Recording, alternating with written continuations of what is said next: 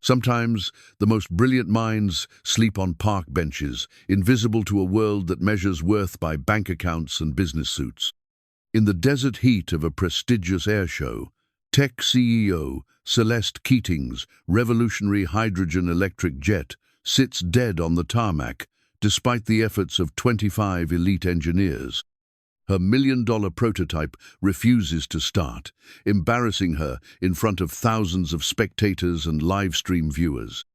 Frustrated and desperate, she spots a homeless man watching from beyond the security fence and mocks him on live television.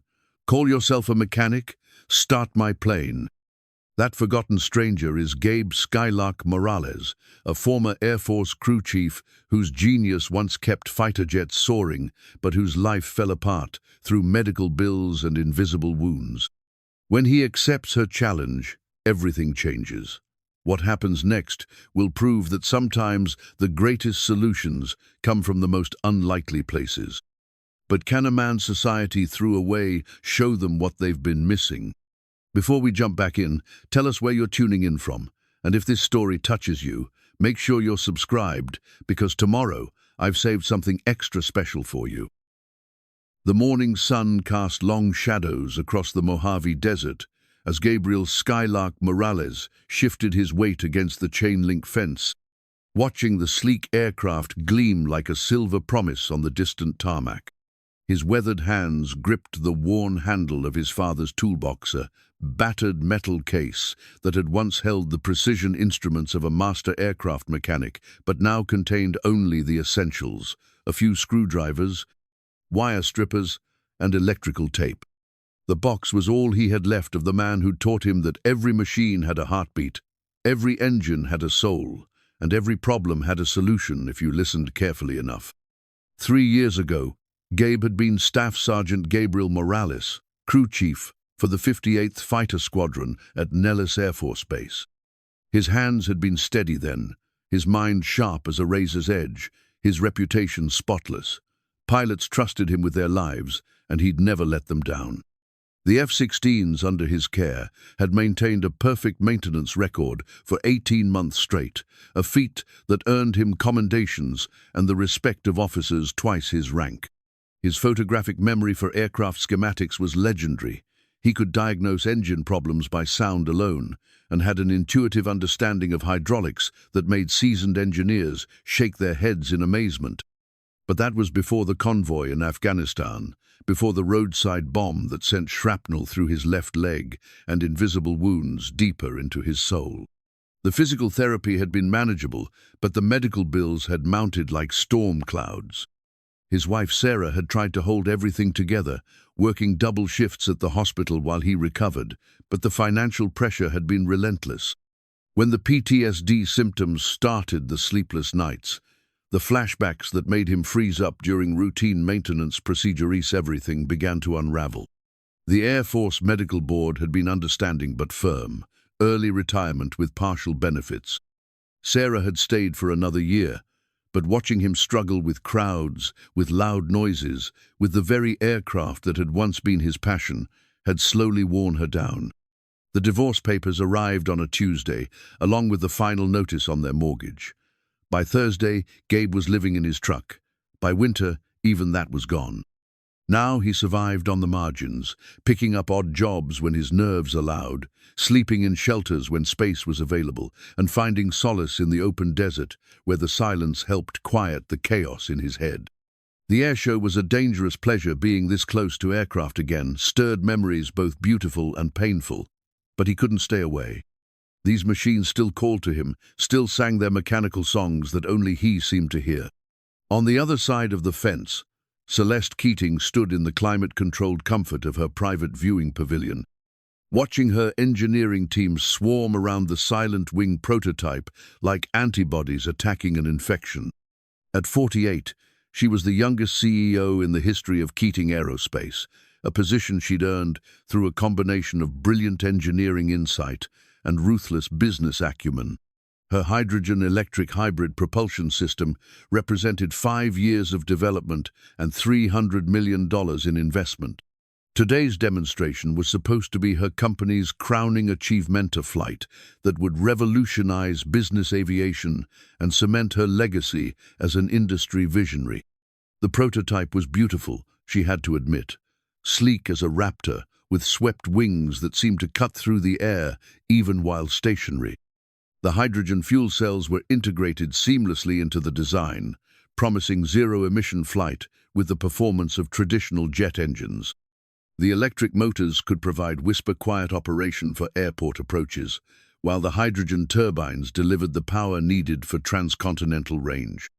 It was everything the aviation industry claimed to want: clean, efficient, and profitable.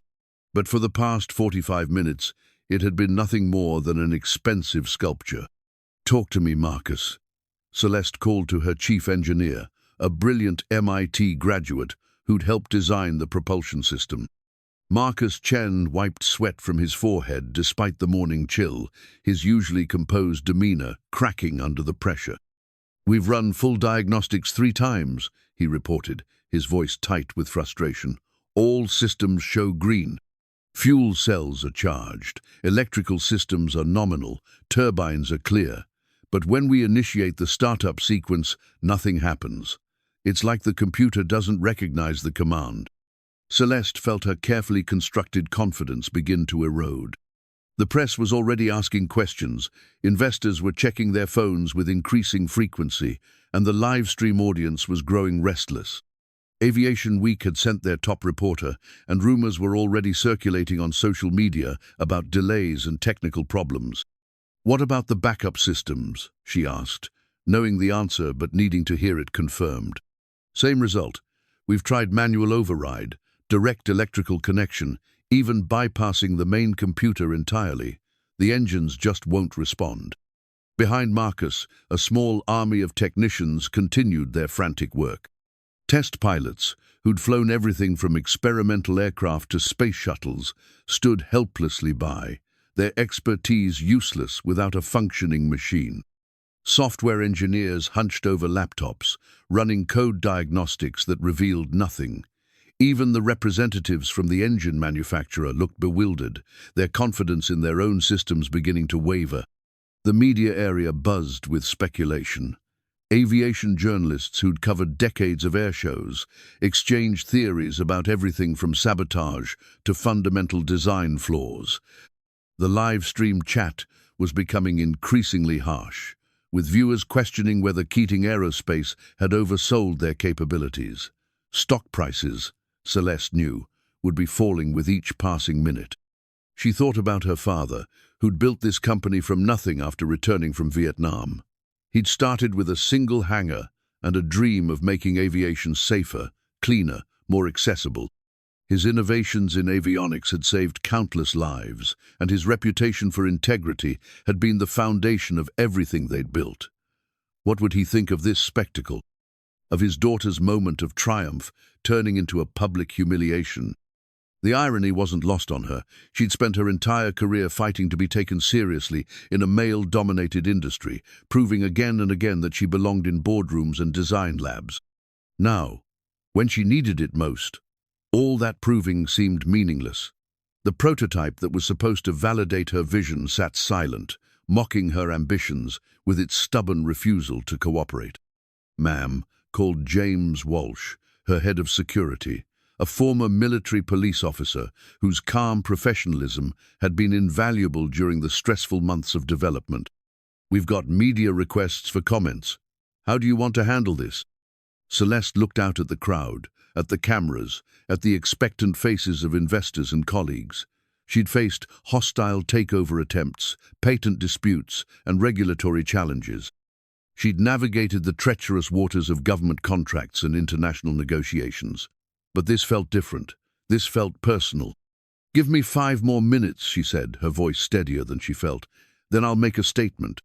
As James nodded and walked away, Celeste found herself looking beyond the immediate crisis to the fence line, where a small crowd of spectators had gathered. Most were aviation enthusiasts, retirees who'd worked in the industry, families enjoying a day out. But one figure caught her attention, a man in worn jeans and a faded military jacket, standing slightly apart from the others, his attention focused not on the crowd or the media circus, but on the aircraft itself. There was something about his posture, the way he tilted his head, as if listening to something the rest of them couldn't hear. Even from this distance, she could see the intensity of his focus, the way his eyes moved systematically across the prototype systems. He held a battered toolbox in one hand, and something about his bearing suggested military experience. For a moment, she found herself wondering what he was thinking, what he might be seeing that her team of experts had missed. Then she dismissed the thought as desperation clouding her judgment. The solution to this crisis would come from her engineers, her systems, her careful planning, not from some stranger watching from the sidelines. But as the minutes ticked by and the startup attempts continued to fail, Celeste found her gaze returning to the fence line, to the quiet figure who seemed to understand something the rest of them had forgotten. In the growing heat of the morning sun, with her reputation crumbling and her future uncertain, she began to wonder if perhaps the answer she needed might come from the most unexpected place of all. The breaking point came at 10:47 a.m., when the third startup attempt failed with the same electronic silence that had plagued the previous two. Celeste watched her chief engineer's shoulders slump in defeat, saw the worried glances between her board members, and felt the weight of $300 million in investment pressing down on her like a physical force. The live stream viewer count had climbed to over 50,000, and she could imagine the comments flooding in everything from technical speculation to outright mockery. "Ladies and gentlemen," she heard herself saying into the wireless microphone clipped to her blazer, her voice carrying across the tarmac and into the homes of viewers around the world. "We're experiencing a minor technical delay with our demonstration this morning. Our engineering team is working to resolve the issue, and we'll have the silent wing airborne shortly." But even as she spoke the words, she knew they rang hollow. This wasn't a minor delay, this was a catastrophic failure at the worst possible moment. The aviation industry was watching, competitors were undoubtedly celebrating, and her company's stock price was probably in free fall. That's when she saw him again, the man by the fence, still watching with that same intense focus. Something about his calm presence in the midst of the chaos irritated her. While her world was crumbling, he stood there like a casual observer at a sporting event, probably enjoying the spectacle of her failure. The unfairness of it, all the years of work, the sacrifices, the battles fought, and one suddenly crystallized into anger at this stranger who seemed to embody everything she was fighting against. Without thinking, she strode toward the fence line, her heels clicking on the asphalt, the wireless microphone still live and broadcasting her every word. The crowd of spectators parted as she approached, some recognizing her from the morning's presentations, others simply sensing the authority in her bearing. "You," she called out, pointing directly at Gabe, "you've been watching this whole time. What do you think? Got any brilliant insights from the peanut gallery?" Gabe looked up, startled by the direct confrontation. He'd been lost in thought, mentally tracing the aircraft systems, listening to the subtle sounds that might reveal the source of the problem. Now he found himself face to face with Celeste Keating herself, her expression a mixture of frustration and challenge. "I wasn't," he began, but she cut him off. "No, please, share your expertise. You've been studying my aircraft for the past hour. Surely you've solved all our problems by now." The sarcasm in her voice was sharp enough to cut glass, and she could see the hurt in his eyes. But she was beyond caring about politeness. Her career was dissolving in real time, and she needed someone to blame. "Call yourself a mechanic, start my plane." The words hung in the air like a challenge thrown down at a medieval joust. Around them, the crowd fell silent, smartphones turning toward the confrontation. The live stream audience suddenly had something more interesting than a broken aircraft to watch her public humiliation unfolding in real time.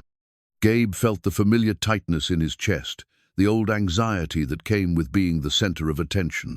But there was something else too, a stirring of the pride he'd thought was dead, the professional instinct that had never quite left him despite everything that had happened. He looked at the aircraft, then back at Celeste, and made a decision, that would change both their lives. "I'll need to see the diagnostic reports," he said quietly, his voice steady despite the tremor in his hands. "And I'll need access to the aircraft." Celeste blinked, caught off guard by his calm response.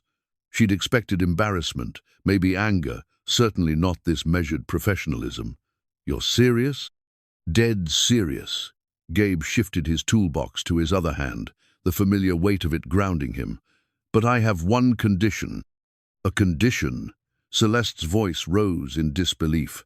"You're in no position to make conditions. If I get your aircraft running, you acknowledge me as part of your team. Publicly. On record. Not as some charity case or publicity stunt, but as a contributing member of your engineering effort." The request was so unexpected, so far from what she'd anticipated, that Celeste found herself momentarily speechless. Around them, the crowd pressed closer, sensing drama. The live stream chat was exploding with commentary, and she could see phones recording every word. "This is insane," she muttered. But even as she said it, she was calculating the odds. Her team had exhausted every conventional approach. Stock prices were falling. Investors were asking uncomfortable questions. What did she have to lose? "Fine," she said, the word coming out harsher than she intended. "But when you fail, and you will fail, I want you to admit it publicly. No excuses, no blame, shifting. You tell everyone that you were wrong." Gabe nodded. "Fair enough. But I'll need that waiver in writing, and I'll need your head of security to witness it." Within minutes, James Walsh had produced a hastily drafted document on official Keating Aerospace letterhead. The waiver was simple but comprehensive. Gabriel Morales would be granted temporary access to the Silent Wing prototype for diagnostic and repair purposes, with the understanding that any damage or injury would be his responsibility. In exchange, if he successfully resolved the startup issue, he would be credited as a consulting engineer on the project. As Gabe signed the document with a borrowed pen, his hand trembling slightly, he thought about all the aircraft he'd worked on, all the problems he'd solved, all the lives he'd helped save. This might be his last chance to prove that he was more than just a casualty of circumstances beyond his control. The security gate clicked open, and Gabe stepped onto the tarmac for the first time in 3 years. The familiar smells hit him immediately. Jet fuel, hot metal, the ozone scent of electrical systems. For a moment, the anxiety threatened to overwhelm him, memories of his last day in uniform flooding back. But then he focused on the aircraft ahead of him, on the challenge that awaited, and the panic receded. The Silent Wing was even more impressive up close. The craftsmanship was extraordinary, every line and curve optimized for both performance and efficiency. The hydrogen fuel cells were seamlessly integrated into the wing structure, and the electric motors were so quiet he could barely hear them running. This was engineering at its finest, the kind of innovation that could genuinely change the world, which made its failure all the more puzzling. As he approached the aircraft, Gabe was aware of the crowd watching, of the cameras recording, of the weight of expectation and skepticism pressing down on him. But gradually, all of that faded away. There was only the machine, the problem, and the quiet voice of his father echoing in his memory. "Every machine has a heartbeat, son. You just have to learn how to listen." Gabe set down his toolbox and began to listen. The borrowed multimeter felt foreign in Gabe's hands, at first a cheap digital model that lacked the precision of the military-grade instruments he'd once used. But as he powered it on and began running basic electrical tests, muscle memory took over. His movements became smoother, more confident, the shaking in his hands gradually subsiding as he fell into the familiar rhythm of systematic diagnosis. "What exactly are you doing?" Marcus Chen asked, hovering at Gabe's shoulder with barely concealed skepticism. The chief engineer had spent the last hour running sophisticated computer diagnostics, and now he was watching a homeless man probe circuits with a $20 multimeter from Radio Shack. "Starting at the beginning," Gabe replied, his attention focused on the voltage readings. "Your computer systems are showing green across the board, which means either the sensors are lying or the problem is downstream from where they're looking." He moved methodically through the aircraft's electrical systems, checking power supplies, testing connections, verifying that the actual voltages matched what the computers reported. It was tedious work, the kind of step-by-step troubleshooting that modern avionics systems were supposed to eliminate. But Gabe had learned long ago that computers could be wrong, sensors could fail, and sometimes the only way to find the truth was to verify everything manually. "The fuel cell output is perfect," he announced after 15 minutes of testing. "Steady 270 volts, clean power, no fluctuations. The electrical distribution system is working exactly as designed." Marcus frowned. "We already know that. The problem isn't with power generation, it's with the startup sequence. The engines aren't responding to the ignition commands." "Are you sure about that?" Gabe asked, already moving toward the engine compartment. "Because power generation and ignition systems are more connected than you might think, especially in a hybrid design like this." As he worked, Gabe's mind drifted back to his early days in the Air Force, when he'd been a young airman fresh out of technical school. His first crew chief, Master Sergeant Rodriguez, had been a 20-year veteran who'd seen every type of aircraft malfunction imaginable. Rodriguez had taught him that the most dangerous assumption in aircraft maintenance was that you knew what the problem was before you'd proven it. "Never trust the computer until you've verified it with your own eyes," Rodriguez had said during one particularly frustrating troubleshooting session. "Computers are smart, but they're not wise. They can tell you what they're programmed to see, but they can't think outside their parameters." Now, as Gabe traced the electrical pathways through the Silent Wing's complex systems, he could hear Rodriguez's voice as clearly as if the old sergeant was standing beside him. The aircraft's design was brilliant, but it was also incredibly complex. Every system was interconnected, every component dependent on dozens of others. A failure in one area could cascade through the entire network in ways that weren't immediately obvious. "The ignition system is getting power," he announced, his multimeter probe touching a connection deep in the engine compartment. "But the signal timing is off. It's like the computer is sending the ignition command, but it's arriving at the wrong moment." "That's impossible," Marcus said, but there was uncertainty in his voice. "We've tested the timing algorithms hundreds of times. The ignition sequence is hard-coded into the system." Gabe looked up from his work, studying the young engineer's face. Marcus was brilliant, no question about it, but he was also young enough to still believe that complex systems always worked as designed. Gabe had learned the hard way that reality was messier than theory. "Tell me about the environmental sensors," Gabe said. "How does the system compensate for temperature and humidity?" "Standard atmospheric compensation," Marcus replied. "The computer adjusts fuel mixture and ignition timing based on ambient conditions. It's fully automatic. Pilot doesn't need to worry about it." "What about extreme conditions? What if the humidity is outside normal parameters?" Marcus hesitated. "The system is designed to handle any reasonable atmospheric conditions. We tested it in climate chambers, simulated everything from Arctic cold to tropical heat. But did you test it in the desert? At this altitude, in this specific combination of temperature and humidity?" The question hung in the air, and Gabe could see the doubt beginning to creep into Marcus's expression.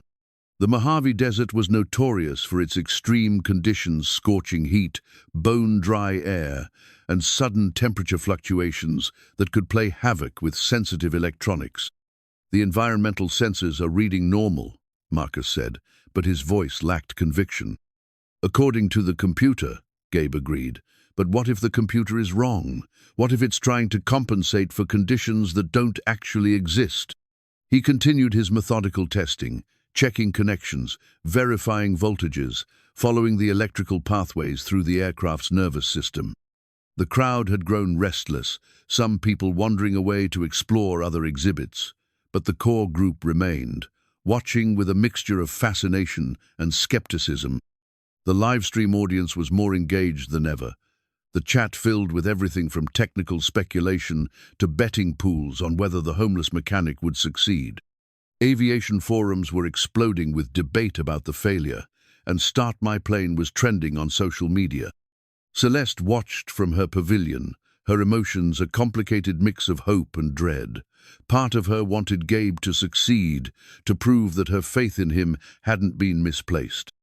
But another part feared what success might mean, that her team of experts had been shown up by a man with a $20 multimeter and a battered toolbox.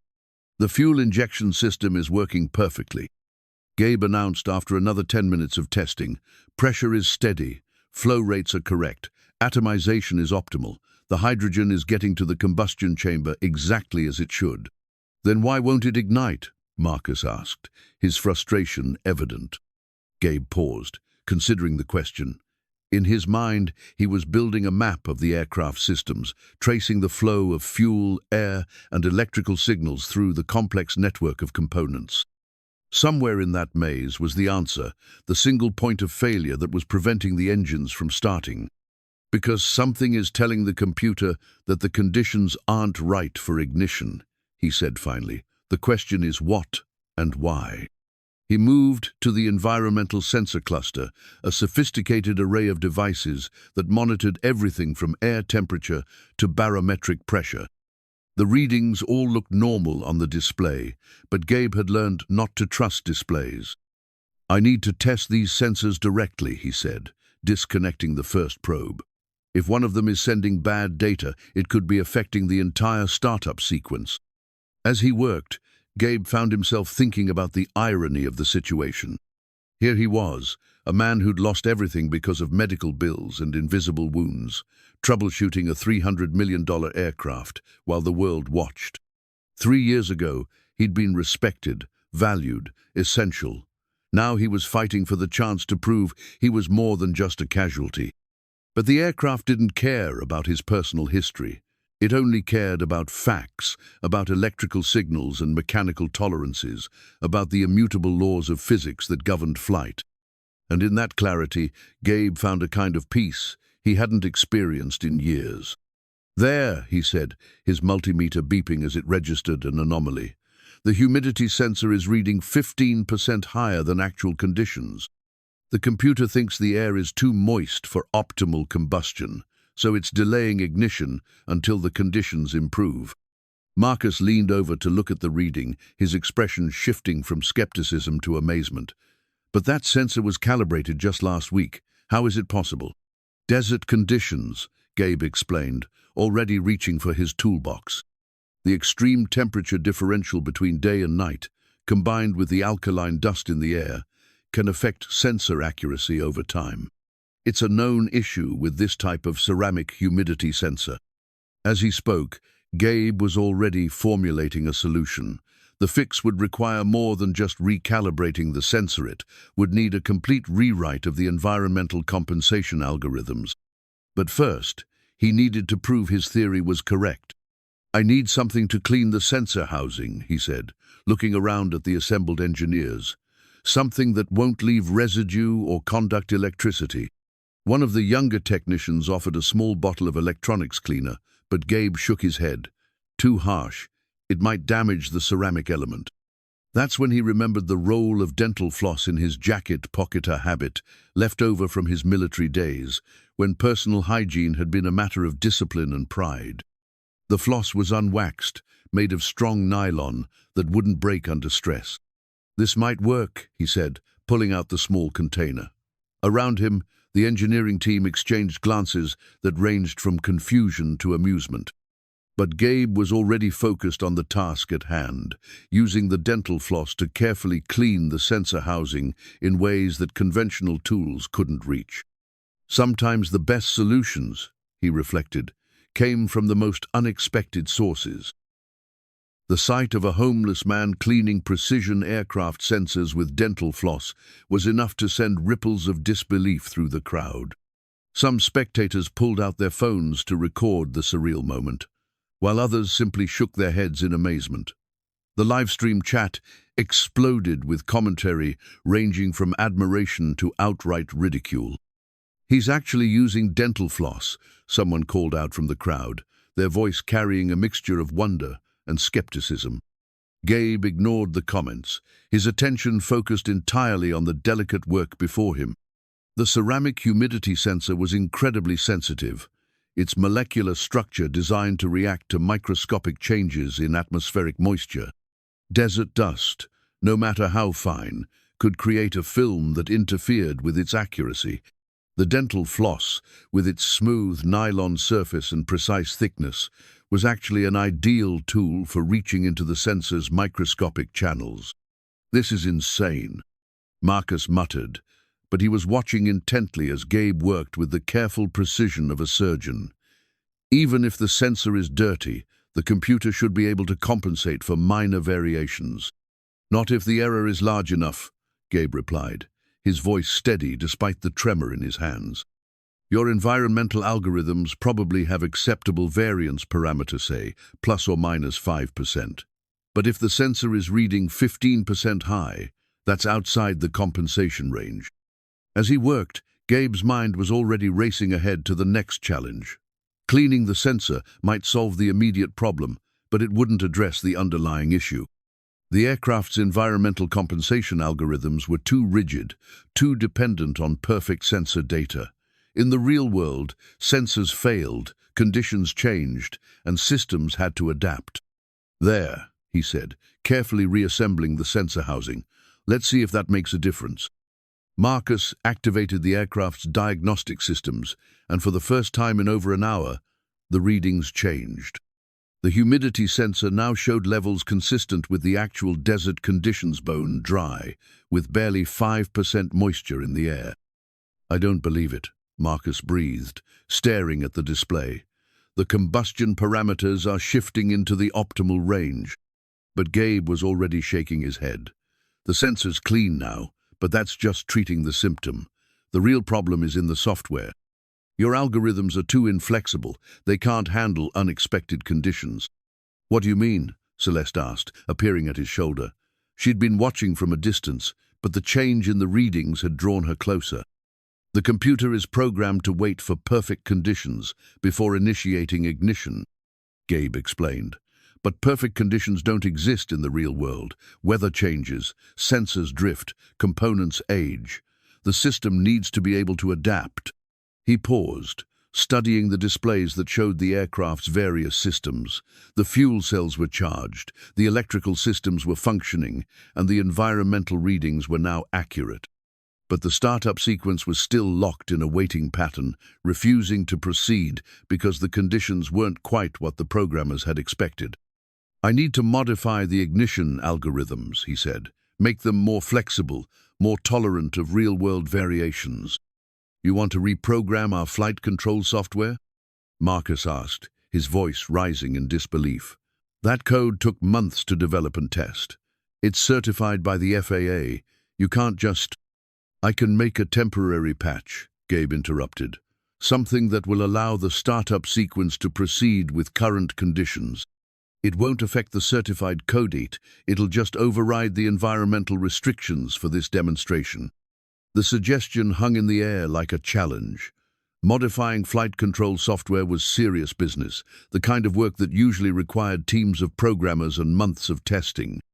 But they didn't have months. They had an audience of 50,000 viewers and a reputation crumbling in real time. "What would you need?" Celeste asked, her voice carefully neutral. "A device that can connect to the aircraft's diagnostic port," Gabe replied. "Something with enough processing power to run a code editor. A laptop would be ideal, but even a smartphone might work." One of the younger engineers, a recent graduate named Sarah Kim, stepped forward. "I've got my phone," she said, holding up a high-end smartphone. "It's got a pretty powerful processor, and I've got a coding app installed." Gabe smiled, the first genuine smile anyone had seen from him all day. "That might just work, but I'll need an adapter to connect it to the diagnostic port."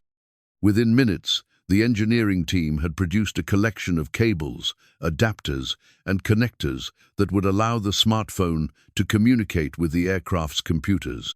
It was an improvised solution, the kind of field engineering that would have horrified the manufacturers, but was exactly what the situation required.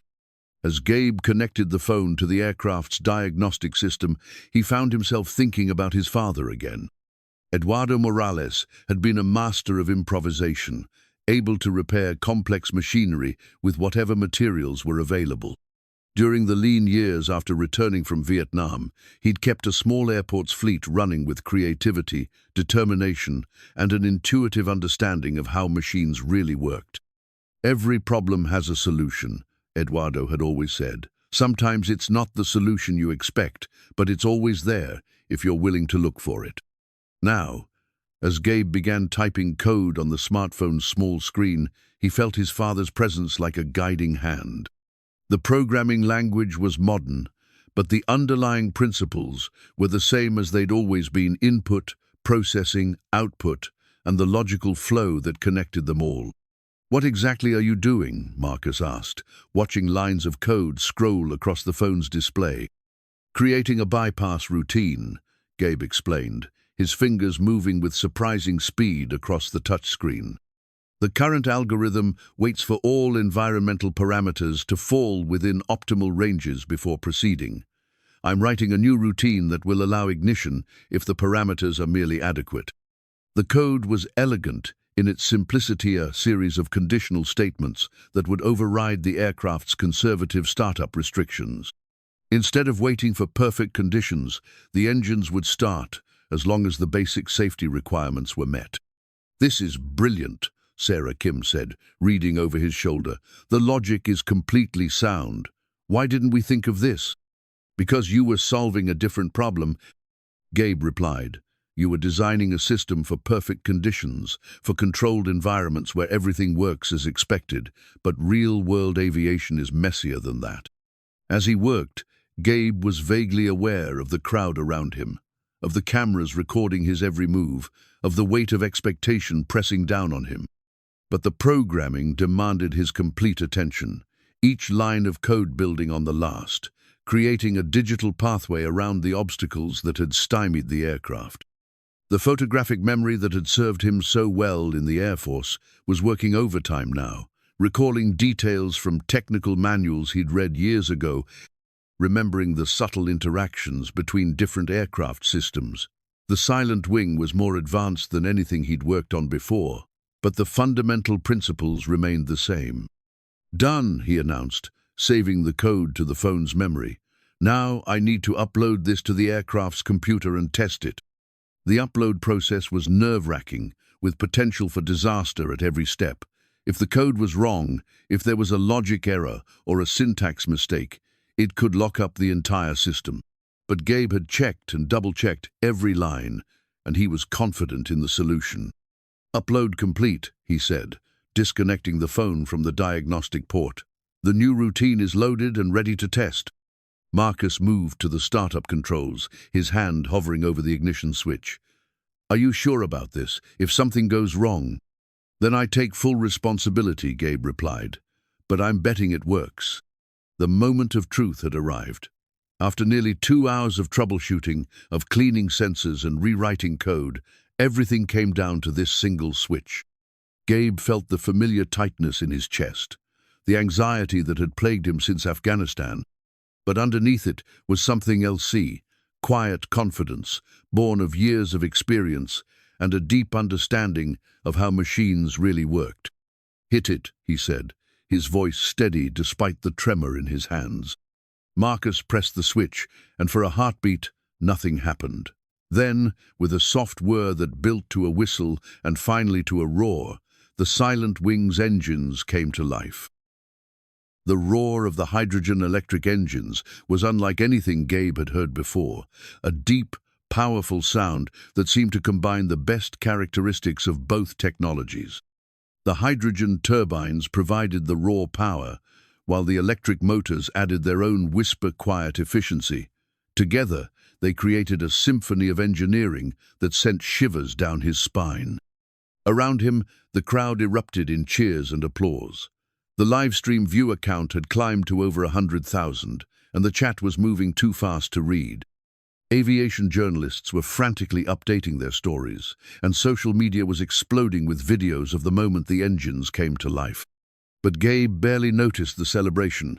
His attention was focused on the smartphone in his hands, which was now displaying the aircraft's real-time diagnostic data. The code he'd written was working perfectly, allowing the engines to start despite the less than optimal environmental conditions. But as he studied the readouts, he began to notice something troubling. "The fuel consumption is higher than expected," he said, his voice cutting through the noise of the crowd. "About 12% above the design specifications." Marcus, who had been basking in the glow of success, immediately turned his attention to the displays. "That's within acceptable parameters for a prototype," he said, but there was uncertainty in his voice. "No," Gabe replied, his fingers flying across the phone's screen as he accessed deeper levels of the diagnostic system. "This isn't normal variation. There's something else going on." As he worked, Gabe found himself thinking about the countless hours he'd spent in aircraft hangars, learning to read the subtle signs that machines gave when something wasn't quite right. His father had taught him that every aircraft had its own personality, its own way of communicating with those who knew how to listen. "The hydrogen flow rates are fluctuating," he announced, his voice tight with concern. "Small variations, but they're outside the normal range. It's like the system is fighting itself." Sarah Kim, the young engineer who had provided her smartphone, moved closer to look at the data. "Could it be related to the code modification you made?" "No," Gabe said, shaking his head. "The bypass routine only affects the startup sequence. Once the engines are running, the normal fuel management systems take over." But even as he said it, Gabe was beginning to suspect that the problem ran deeper than anyone had realized. The humidity sensor malfunction hadn't been an isolated incident, it was a symptom of a larger issue with the aircraft's environmental compensation systems. "I need to check the fuel system calibration," he said, already moving toward the aircraft's fuel cell compartment. "If the sensors are giving bad data, it could be affecting more than just the startup sequence." As he worked, Gabe was aware of Celeste watching him with a mixture of gratitude and concern. The engines were running, which meant the demonstration could proceed, but the fuel consumption issue was a serious problem that could affect the aircraft's performance and safety. "How long have you been working on this project?" Gabe asked Marcus, as he checked the fuel cell connections. "About 18 months, Marcus replied. "We started with the basic propulsion concept and built everything around it. And the environmental compensation algorithms. Those were developed by a subcontractor," Marcus said, and Gabe caught something in his tone, subtle hesitation that suggested there might be more to the story. "Which subcontractor?" Gabe asked, his attention still focused on the fuel system diagnostics. "Apex Aviation Systems," Marcus replied. "They specialize in avionics software. They've done work for most of the major aircraft manufacturers." Gabe frowned. He'd heard of Apex. They had a reputation for producing functional but uninspired code, the kind of software that met specifications but lacked the elegance and robustness of truly excellent engineering. More importantly, they had a reputation for cutting corners to meet deadlines and budgets. "The fuel mixture algorithms are definitely wrong," he announced after several minutes of testing. "The system is overcompensating for humidity variations, which is causing the excessive fuel consumption." "But the aircraft is flying within acceptable parameters," Marcus protested. "The performance is still within the design envelope." "For now," Gabe agreed. "But what happens when you encounter real weather? What happens when you're flying through a storm, or dealing with rapid altitude changes, or operating in extreme temperatures?" The question hung in the air like a challenge. The silent wing had been designed for the controlled environment of test flights and demonstrations. But real-world aviation was far more demanding. Airlines operated in all weather conditions, at all altitudes, in every corner of the globe. The aircraft systems had to be robust enough to handle whatever nature threw at them. "The environmental compensation code needs to be completely rewritten," Gabe said, his voice carrying the weight of professional judgment. "The current algorithms are too rigid, too dependent on perfect sensor data. In the real world, that's a recipe for disaster." As he spoke, Gabe found himself thinking about his own journey from military precision to civilian chaos. The Air Force had taught him to expect the unexpected, to plan for failures, and have backup systems for the backup systems. But civilian aviation often operated under different constraints, with tighter budgets and shorter development timelines. "What would it take to fix the problem?" Celeste asked, her voice carefully neutral. "Time, money, and a lot of very careful programming," Gabe replied. "The good news is that the hardware is sound. Your fuel cells, your electric motors, your hydrogen turbines are all working perfectly. The problem is purely software." He paused, studying the diagnostic displays on the smartphone. The engines were still running smoothly, but the fuel consumption data was painting a troubling picture. If the aircraft were to attempt a long-distance flight with these inefficiencies, it might not have enough fuel to reach its destination. "There's something else," he said, his voice dropping to a more serious tone. "The code quality suggests that this wasn't just a mistake. Some of these algorithms look like they were deliberately simplified to save development time." Marcus's face went pale. "Are you saying the subcontractor cut corners?" "I'm saying the code looks like it was written by someone who was more concerned with meeting a deadline than with getting it right," Gabe replied. "The logic is functional, but it's not robust. It's the kind of programming you do when you're under pressure to deliver something that works, not something that works well." The implications were staggering.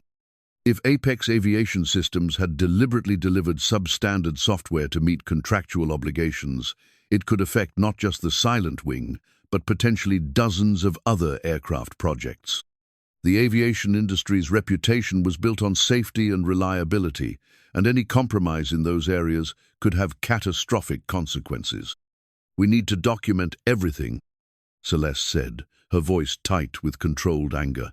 "Every line of code, every diagnostic reading, every piece of evidence that suggests corner cutting." But Gabe was already thinking beyond the immediate problem. The fuel consumption issue was serious, but it was also fixable. The real question was whether Celeste and her team were willing to do what it would take to fix it properly. "I can write a temporary patch that will improve the fuel efficiency," he said.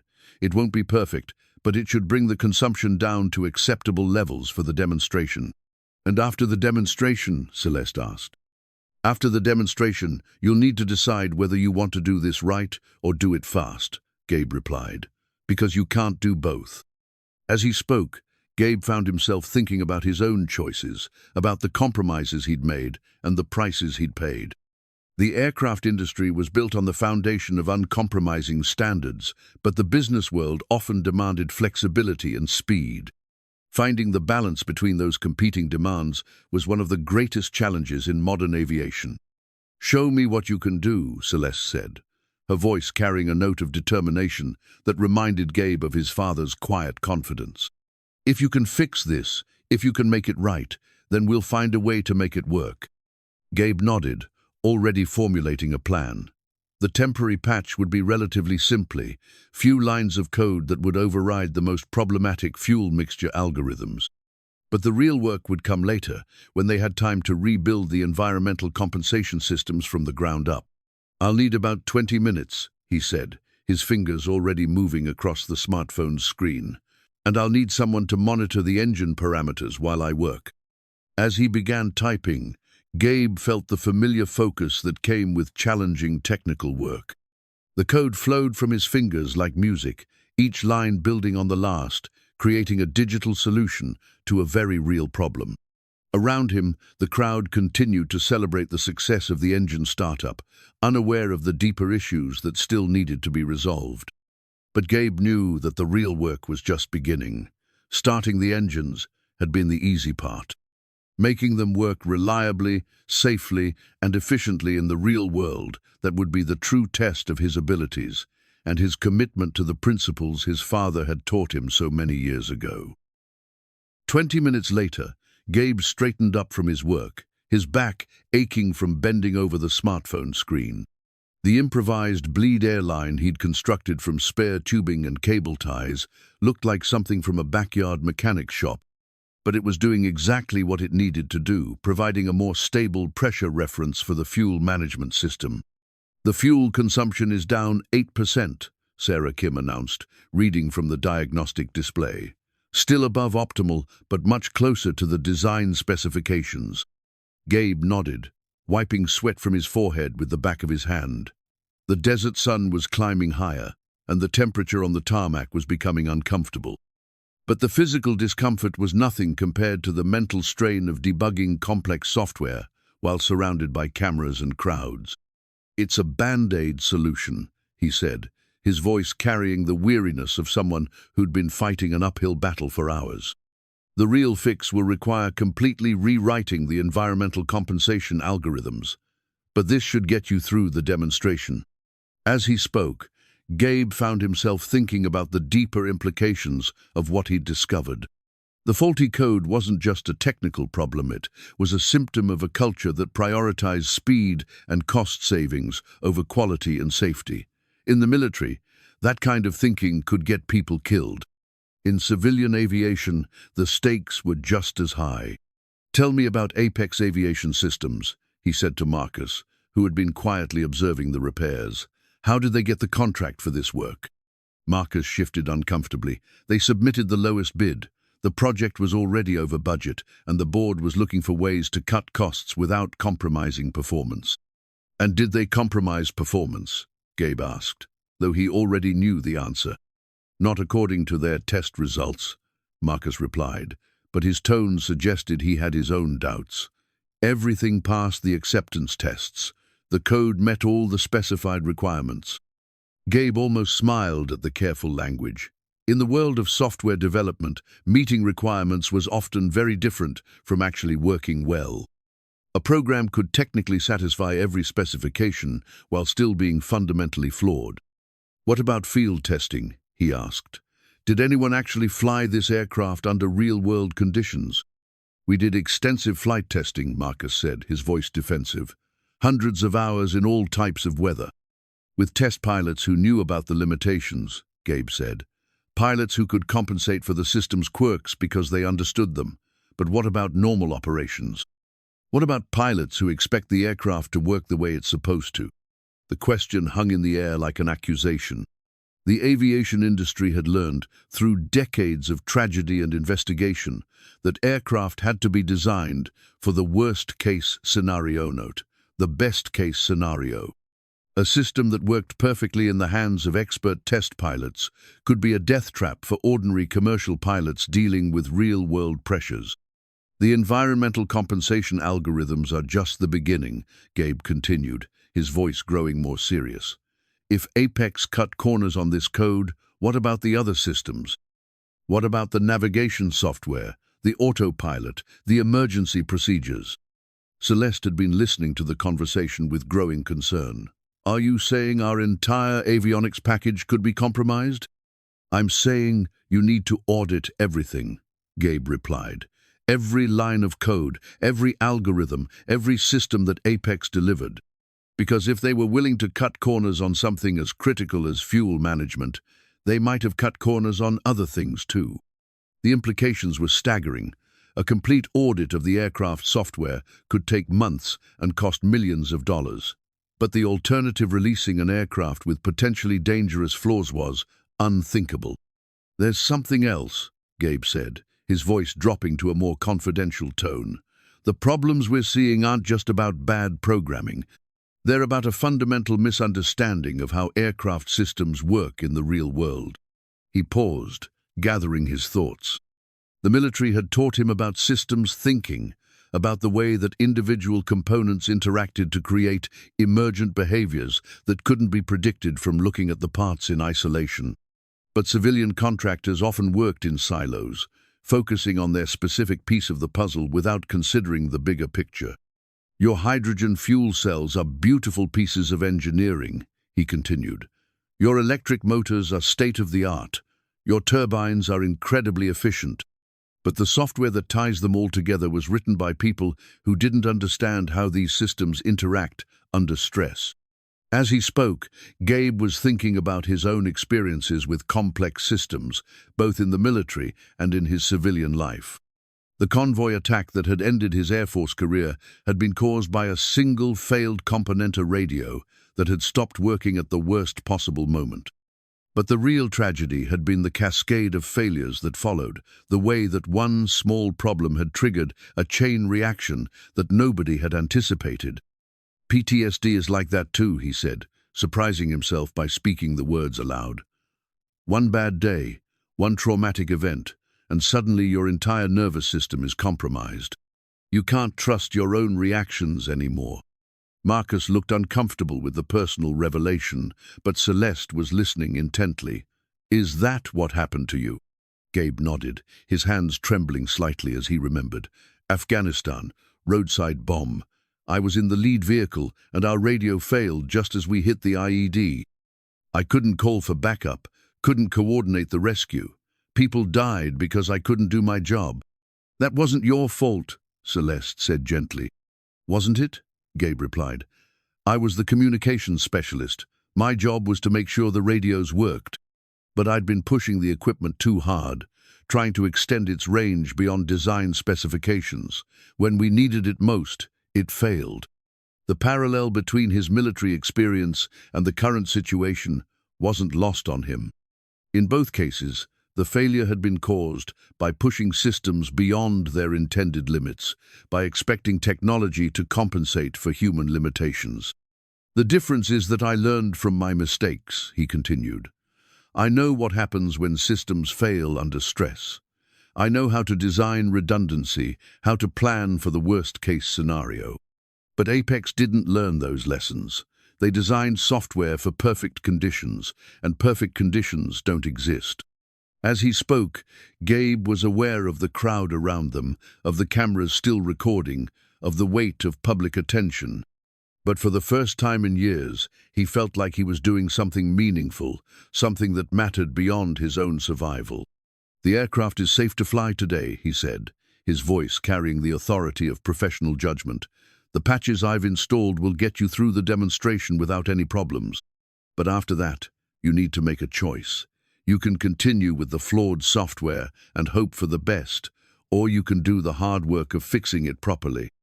"What would you recommend?" Celeste asked. "I'd recommend starting over," Gabe replied. "Scrap the Apex software entirely and build new environmental compensation algorithms from scratch. It'll be expensive, it'll be time-consuming, and your investors won't like it. But it's the only way to ensure that this aircraft is truly safe for passenger service." The suggestion was radical, the kind of decision that could make or break a company. But Gabe had seen what happened when corners were cut, when safety was compromised for the sake of schedule and budget. The consequences were always worse than the original problem. "There's another option," he said, his voice quiet but determined. "You could hire people who understand these systems, people who've worked with complex aircraft under real-world conditions, people who know what it means when failure isn't an option." He paused, looking directly at Celeste. "You could hire people like me." The words hung in the air like a job application, a challenge, and a plea for redemption, all rolled into one. Gabe had nothing to lose and everything to gain. But more than that, he had something to offer: hard-won experience, battle-tested knowledge, and a perspective that couldn't be bought with any amount of money. Veterans, displaced workers, people who've been written off by the system. He continued, "We understand failure because we've lived it. We know what it means to lose everything and start over, and we know the difference between doing things right and doing them fast." Around them, the crowd was beginning to disperse as the immediate excitement of the engine startup faded, but Gabe knew that the real work was just beginning. The aircraft was running, but it wasn't truly fixed. The deeper problems remained, waiting to surface at the worst possible moment. "What do you say?" he asked, his voice carrying a note of hope that surprised even him. "Are you willing to do this right?" The demonstration flight was flawless. The silent wing rose into the desert sky with the grace of a bird of prey, its hybrid engines producing a sound that was both powerful and eerily quiet. The hydrogen turbines provided the thrust for takeoff, while the electric motors took over for the whisper, quiet approach and landing. The performance specifications were met or exceeded in every category, and the assembled crowd of investors, journalists, and aviation enthusiasts erupted in applause as the aircraft touched down. But as Gabe watched from the tarmac, his attention was focused on the smartphone in his hands, which was still displaying the aircraft's diagnostic data. The fuel consumption numbers were better than they'd been that morning, but they were still troubling. More importantly, the patterns he was seeing suggested problems that went far deeper than simple software bugs.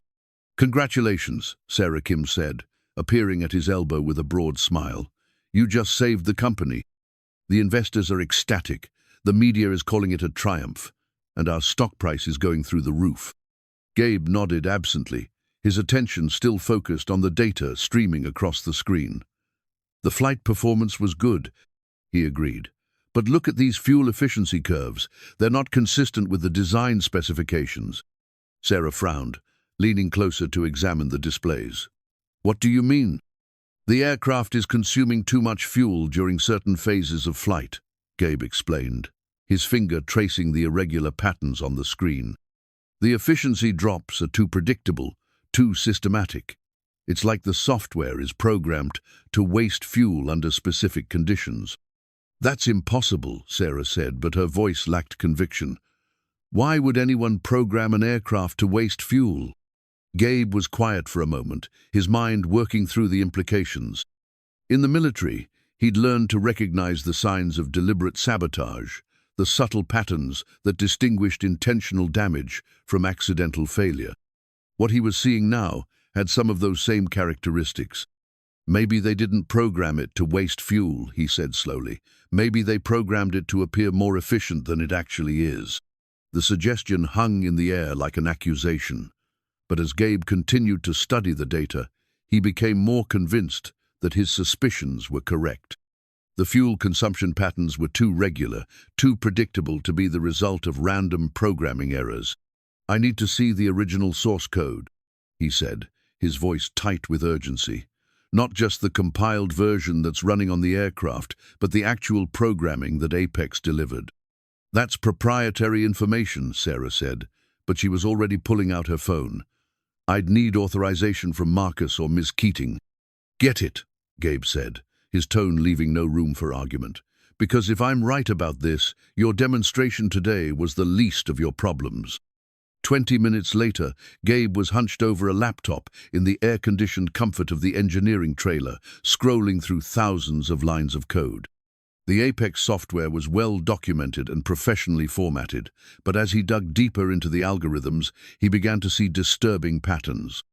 "There," he said, pointing to a section of code that controlled fuel mixture calculations. "Look at this subroutine. It's designed to optimize fuel efficiency during test conditions, but it degrades performance during normal operations." Marcus, who had been summoned to review the findings, studied the code with growing alarm. This is deliberate. The algorithm checks for specific test parameters and optimizes accordingly, but in real-world conditions, it falls back to a much less efficient mode. "It's worse than that," Gabe said, his voice grim. "Look at the timestamp on this code module. It was modified just 2 weeks before delivery. Someone at Apex made a conscious decision to program in this inefficiency." The implications were staggering. If the code had been deliberately modified to hide performance problems, it suggested a level of deception that went far beyond simple corner cutting. It suggested fraud. "Why would they do this?" Sarah asked, her voice barely above a whisper. "Because they were under pressure to deliver a product that met performance specifications," Gabe replied. "But they couldn't actually achieve those specifications within the time and budget constraints. So they programmed the software to cheat during testing." As he spoke, Gabe was thinking about the broader implications of what they'd discovered. The aviation industry was built on trust, on the assumption that manufacturers and suppliers would deliver exactly what they promised. If that trust was compromised, the entire system could collapse. "There's more," he said, opening another section of code. "Look at the emergency procedures. The algorithms for handling engine failures, fuel system malfunctions, critical system warnings, they're all simplified versions of what should be there." Marcus leaned closer, his face pale with growing realization. They delivered minimum viable code, just enough to pass the acceptance tests, but not enough to handle real-world emergencies. Which means that in a crisis situation, the aircraft's automatic systems might not respond appropriately. Gabe continued, The pilots would be on their own, flying a machine that couldn't help them when they needed it most. The subcontractor's cost-cutting memo that Gabe had found buried in the code comments was damning evidence of deliberate negligence. It outlined a systematic approach to reducing development costs by delivering functionally adequate software, rather than the robust, comprehensive systems that had been specified in the contract. "Look at this," he said, highlighting a particularly damning section. "They call it acceptable risk mitigation.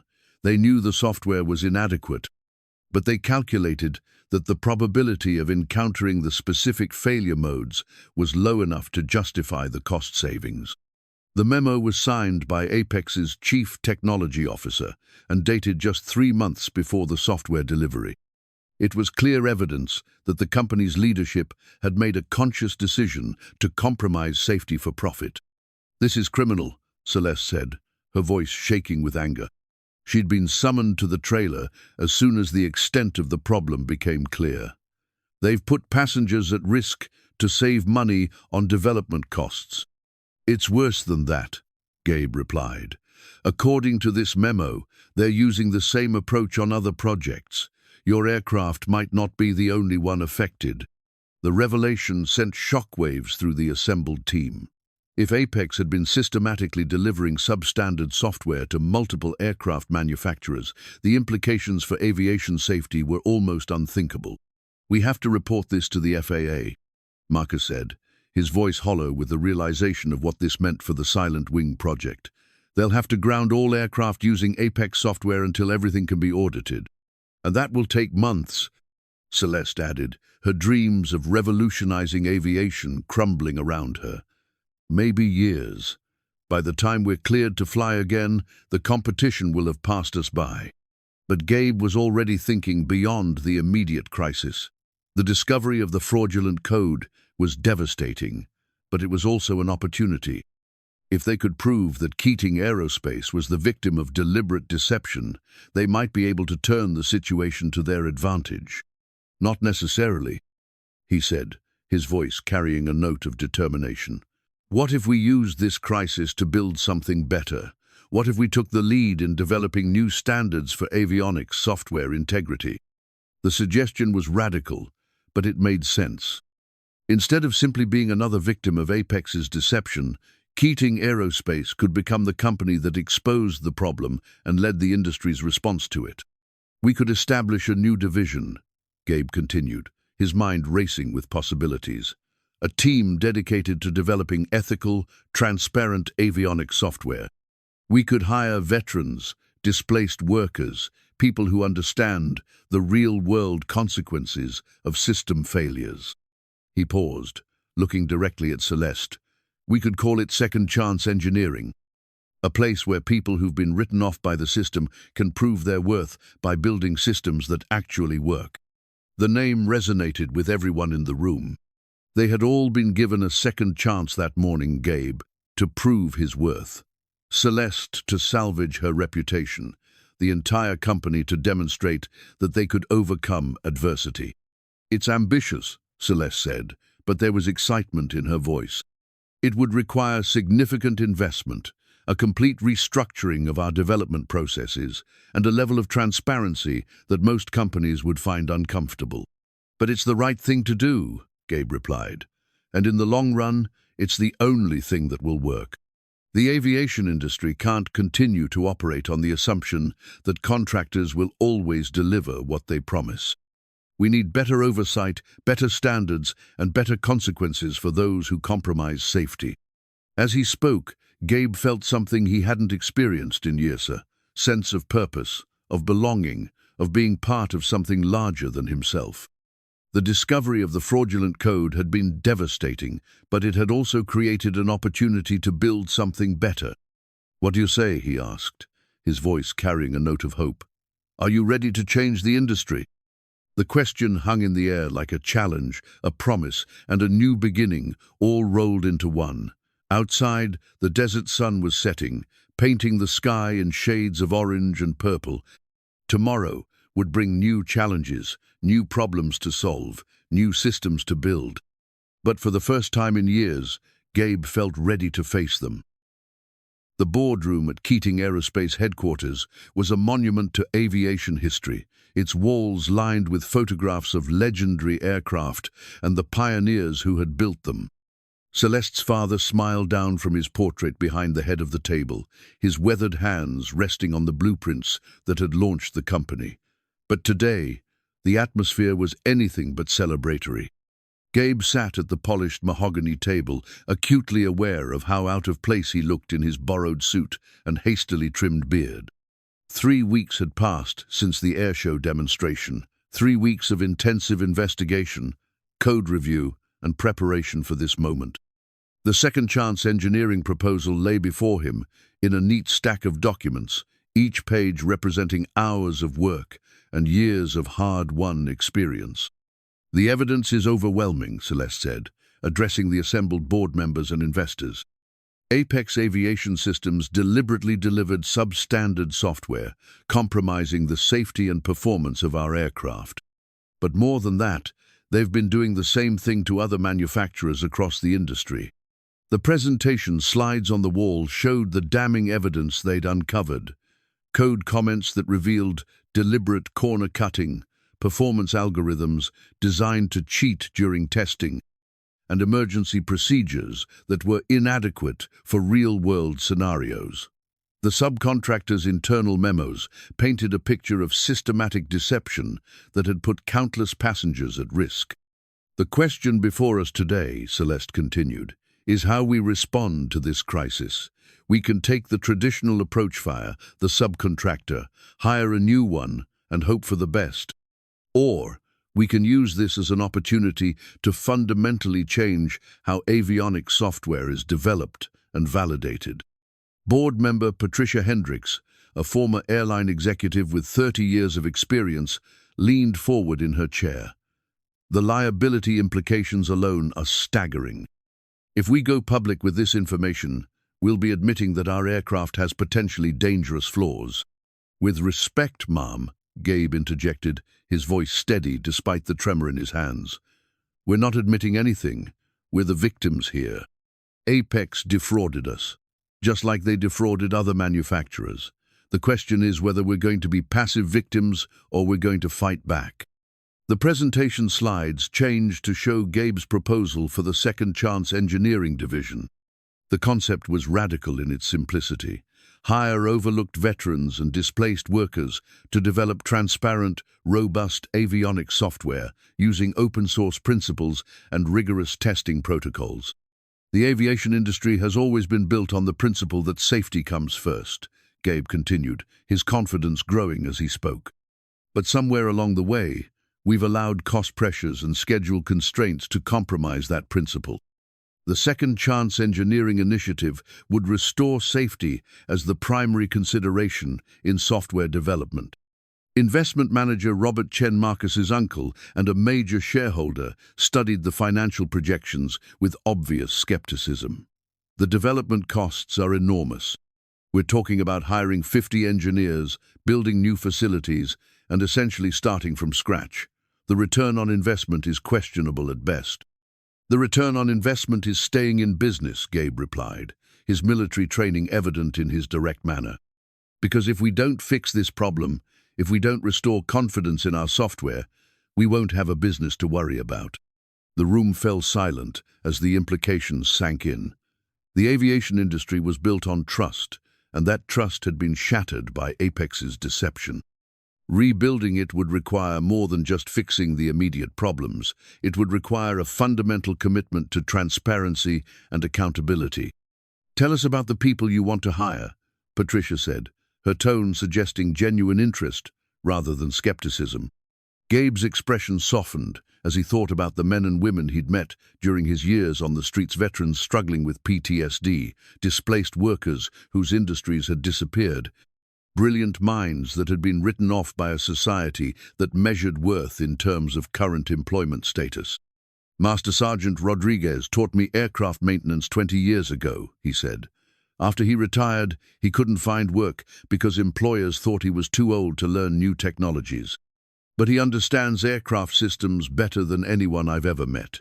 He knows what it means when failure isn't an option." The presentation slides showed profiles of potential team members. A former Navy electronics technician who'd become homeless after a medical bankruptcy, a displaced auto worker with a genius for troubleshooting complex systems, a retired Air Force pilot who'd been passed over for civilian positions because of her age. These people have been tested by adversity, Gabe continued. They know what it means to lose everything and start over. They understand the real-world consequences of system failures because they've lived them, and they're hungry to prove that they still have value, that they can still contribute.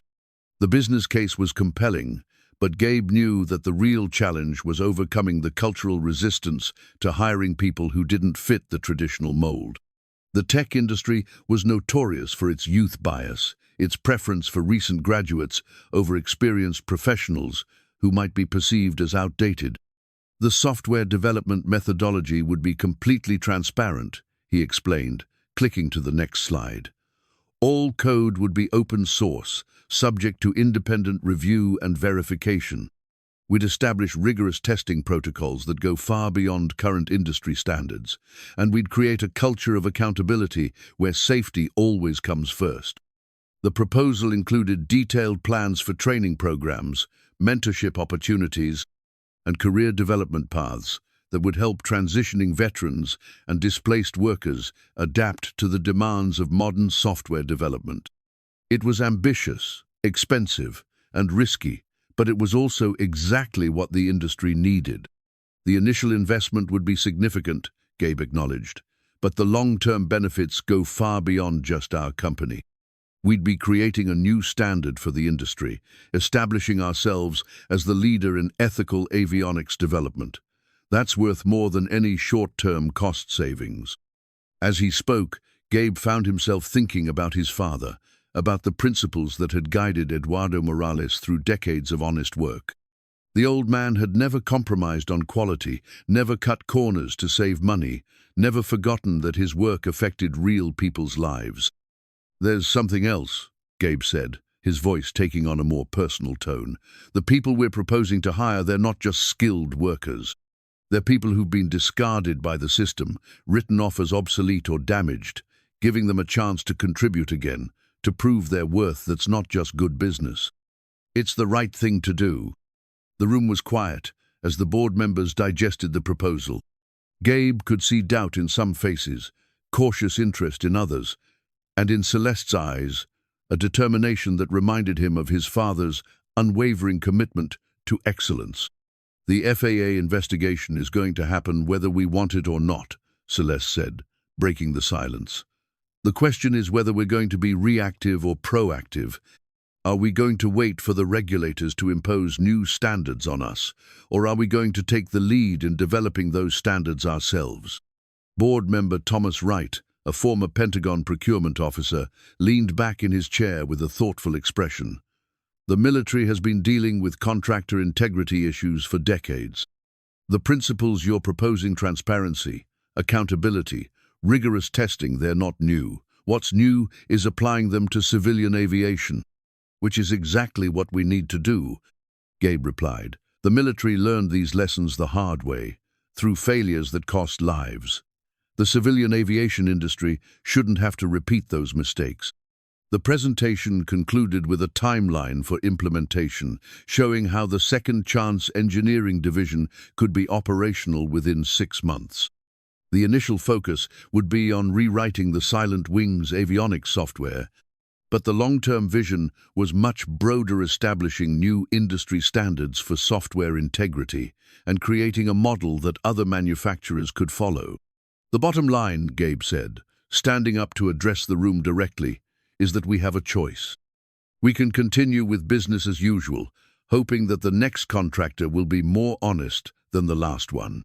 Or we can take control of our own destiny, building the kind of software that we would trust our own families to fly with." The words hung in the air like a challenge, a promise, and a new beginning, all rolled into one.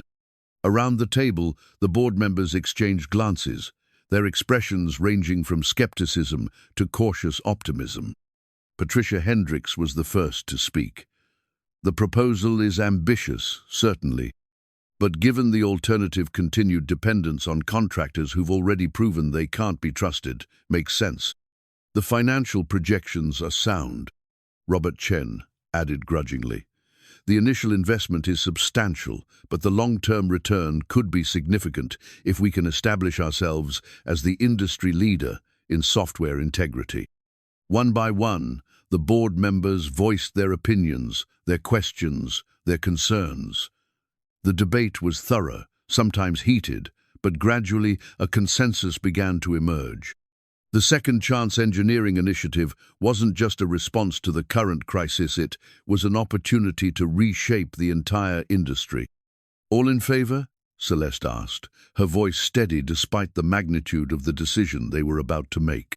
The hands went up around the table, some quickly, others more slowly, but eventually all of them. The vote was unanimous. Motion carried, Celeste announced, her voice carrying a note of triumph. The Second Chance Engineering Division is officially authorized. As the board members filed out of the room, discussing implementation details and logistical challenges, Gabe remained at the table, staring at the portrait of Celeste's father. The old man's eyes seemed to hold a spark of approval, a recognition that his daughter had chosen the harder path but the right one. "Thank you," Celeste said, approaching him as the room emptied. "For everything. For fixing the aircraft, for exposing the fraud, for showing us a better way forward." "Thank you for giving me the chance," Gabe replied. 3 weeks ago, I was just another homeless veteran. Today, I'm the head of a new engineering division. That doesn't happen without people willing to take risks on damaged goods." "You're not damaged goods," Celeste said firmly. "You're exactly what we needed, someone who understands the real-world consequences of failure, someone who won't compromise on safety, someone who believes that second chances matter."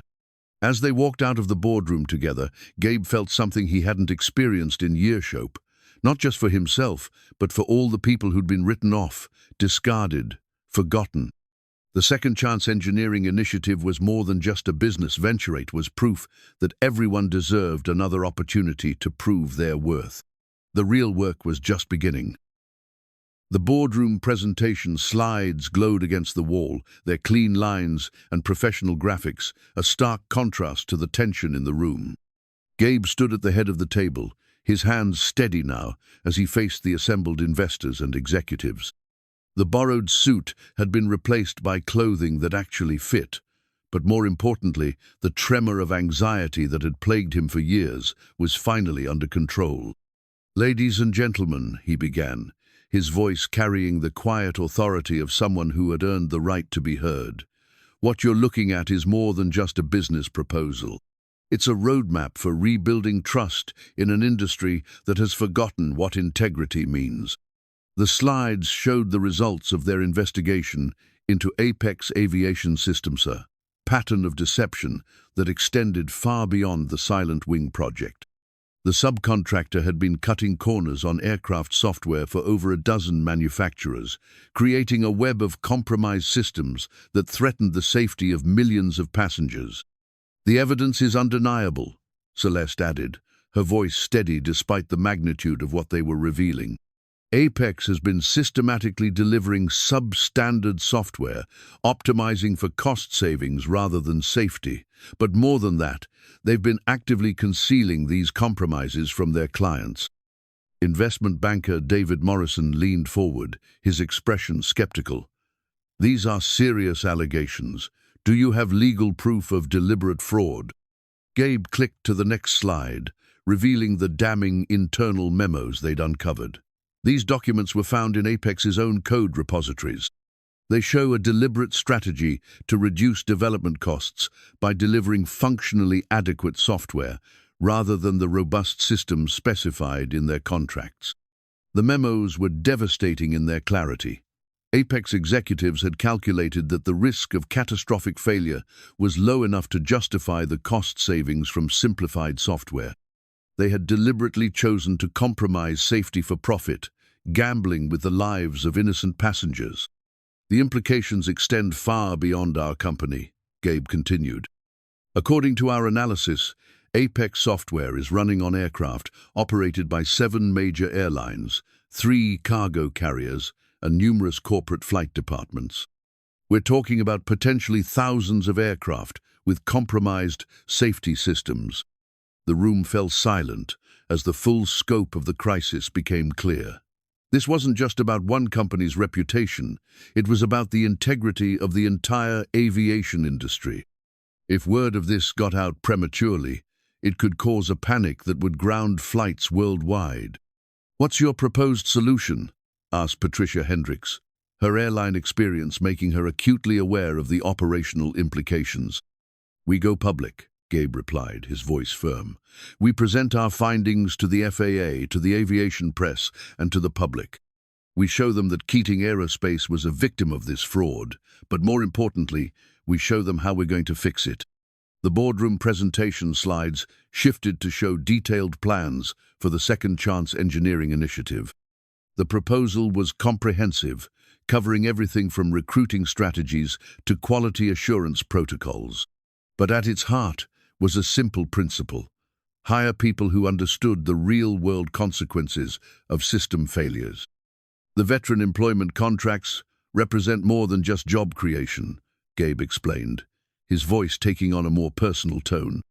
They represent a commitment to bringing wisdom and experience back into an industry that has become too focused on youth and innovation at the expense of reliability and safety. The first contracts were ready for signature, representing the initial hiring of 12 veterans and displaced workers. Each one had been carefully selected for their combination of technical skills and real-world experience. Master Sergeant Rodriguez would lead the hydraulics team, drawing on 30 years of keeping military aircraft airborne. Former Navy electronics technician Sarah Martinez would oversee the electrical systems group, her expertise in shipboard electronics translating perfectly to aircraft applications. "These aren't charity hires," Gabe emphasized. "These are highly skilled professionals who've been overlooked by an industry that values credentials over capability. They understand that when software fails, people die. That's not an abstract concept to Themites, a lived reality." Robert Chen studied the financial projections with obvious concern.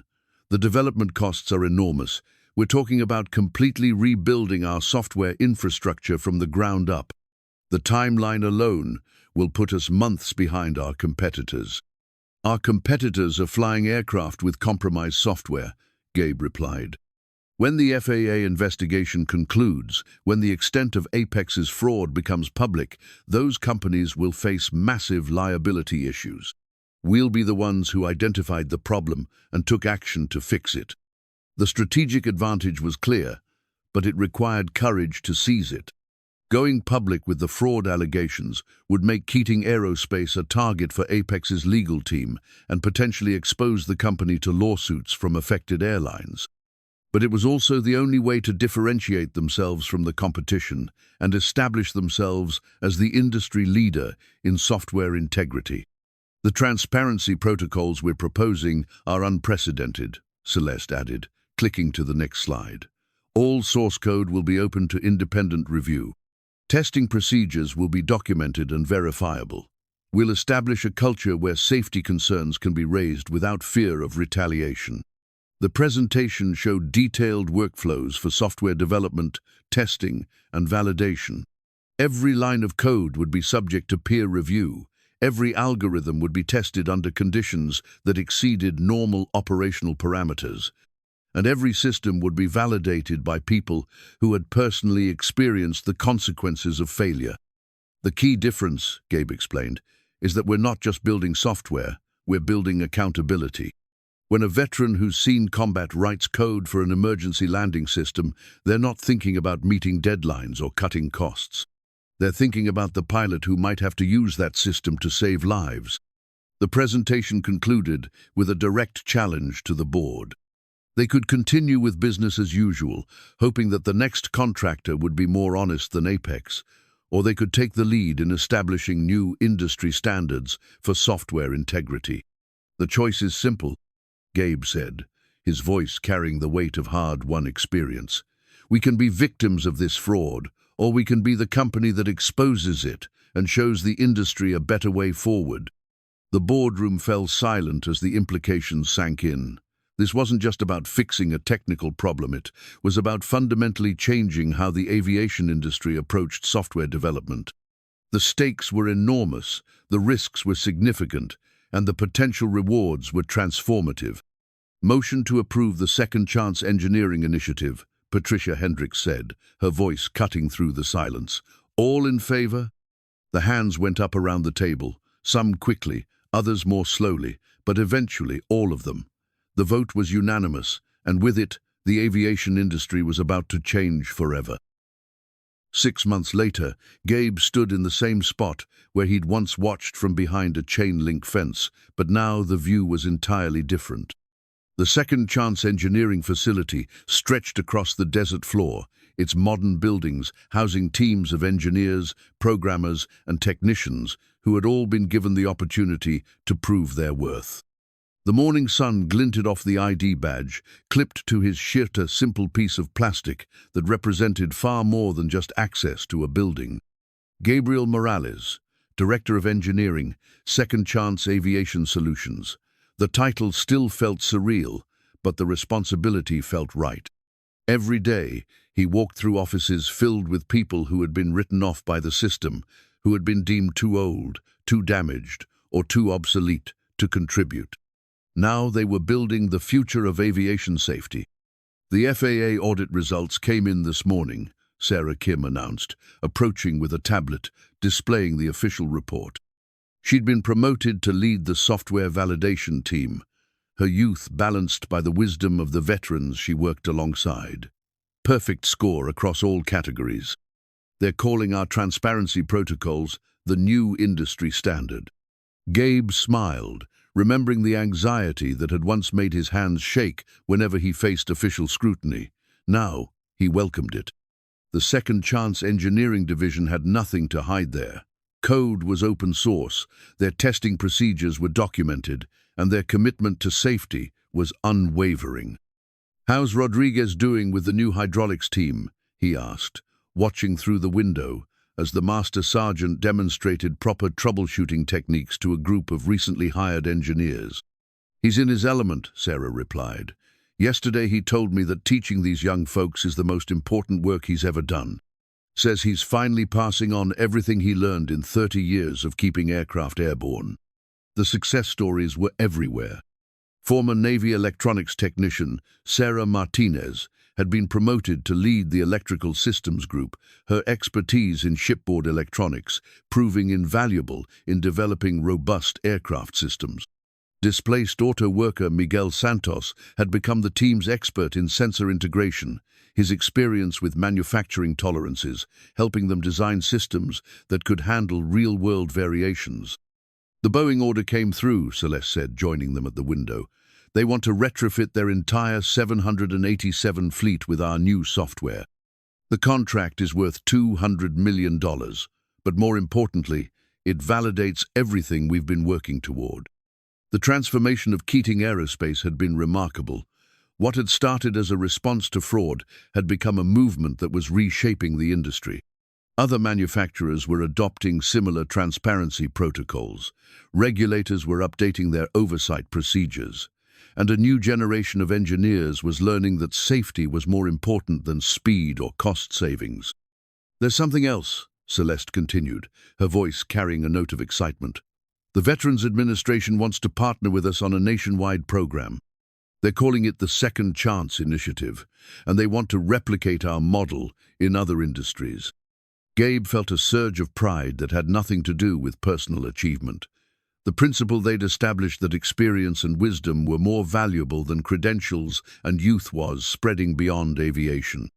Across the country, companies were beginning to realize that the people they'd discarded might be exactly the people they needed to solve their most challenging problems. "The new ID badges came in," Sarah said, handing him a box of freshly printed credentials. Each one bore the Second Chance Engineering logo, a phoenix rising from the ashes, symbolizing rebirth and renewal. But more importantly, each one represented a life that had been transformed, a career that had been resurrected, a second chance that had been earned. As Gabe distributed the badges to his team, he thought about the journey that had brought them all here. 3 months ago, most of these people had been struggling to survive on the margins of society. Now they were building systems that would protect millions of passengers, proving that worth wasn't measured by current circumstances, but by character and capability. "You know what I realized?" Master Sergeant Rodriguez said, accepting his new badge with weathered hands that had maintained aircraft for 3 decades.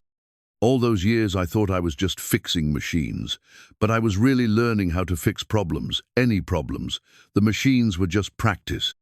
The insight resonated through the group. Every person in the Second Chance Engineering Division had been tested by adversity, had learned to solve problems under pressure, had discovered that failure was just another word for learning opportunity.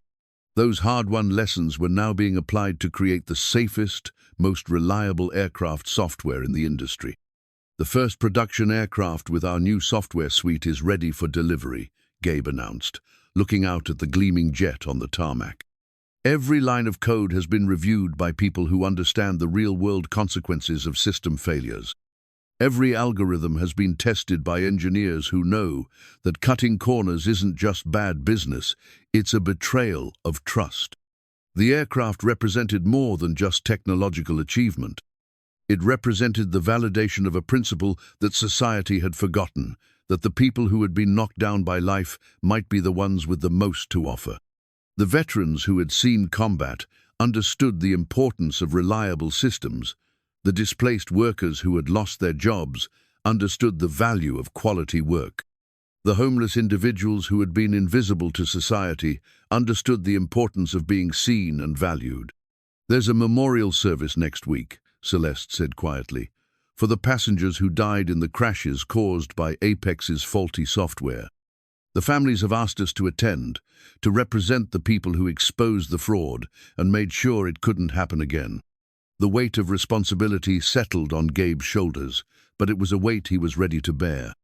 The Second Chance Engineering Initiative had started as a response to technical problems, but it had become something much more important, a statement about the value of human dignity, the power of redemption, and the importance of second chances.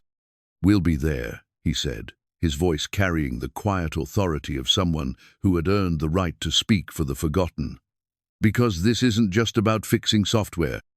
It's about honoring the people who were hurt by the system we're trying to change." As the sun climbed higher in the desert sky, the team returned to their work.